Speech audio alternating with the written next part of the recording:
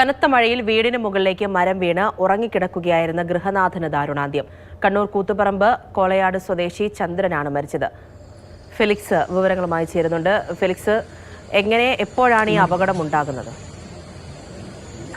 ഇന്ന് പുലർച്ചെ 1:30 കണ്ണൂർ കൂത്തുപറമ്പ് കോളയാട് പെരുവ തെറ്റുമൽ ഭാഗത്ത് കനത്ത കാറ്റ് അനുഭവപ്പെട്ടത്. അങ്ങനെ ഈ തെറ്റുമലിലെ ചന്ദ്രന്റെ വീടിന് മുകളിലേക്ക് ഈ വലിയൊരു കൂറ്റൻ മരം വന്ന് പതിക്കുകയാണ് ഉണ്ടായത്. വീട്ടിൽ ആ സമയത്ത് 3 പേരുണ്ടായിരുന്നു, ഉറങ്ങിക്കിടക്കുകയായിരുന്നു. ആ സമയത്ത് ഈ ചന്ദ്രന്റെ ശരീരത്തിന് മുകളിലേക്കാണ് ഈ മരം വന്ന് വീണത്.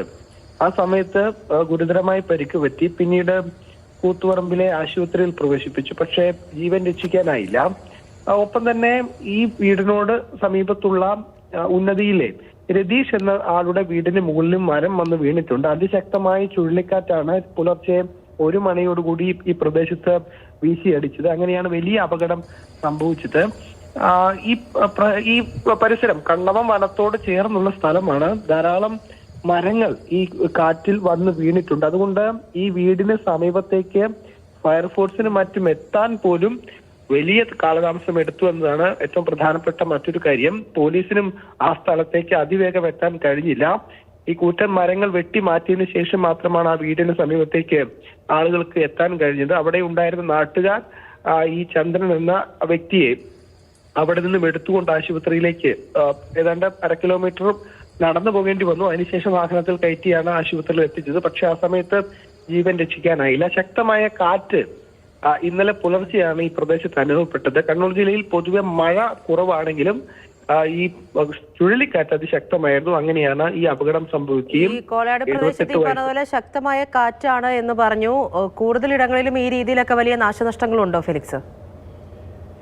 അങ്ങനെ ഒരു നാശനഷ്ടമില്ല. ഇവിടെ മാത്രമാണ്, അതായത് ഈ കോളയാട് ഭാഗത്താണ് പെരുവ എന്ന് പറയുന്നത് ഈ കണ്ണവ വനത്തോട് ചേർന്ന പ്രദേശമാണ്. അവിടെയാണ് ഈ സംഭവം നടന്നിരിക്കുന്നത്.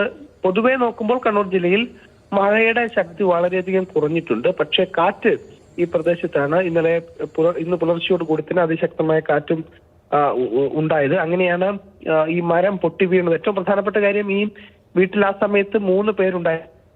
പുറമെ മറ്റ് 2 പേരും കൂടി ഉണ്ടായിരുന്നു. അവർ ഈ മരം വന്ന് വീഴുന്ന സമയത്ത് വീട്ടിൽ നിന്നും ഇറങ്ങി ഓടി.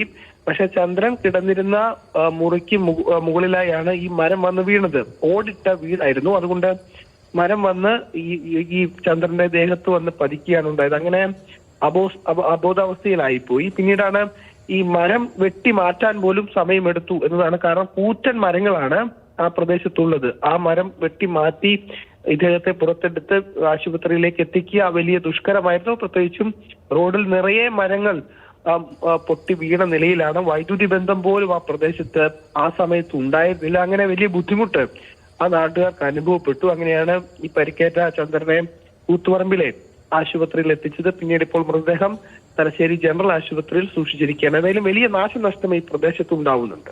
ശരി, ഫെലിക്സ് ആണ് വിവരങ്ങൾ നൽകിയത്.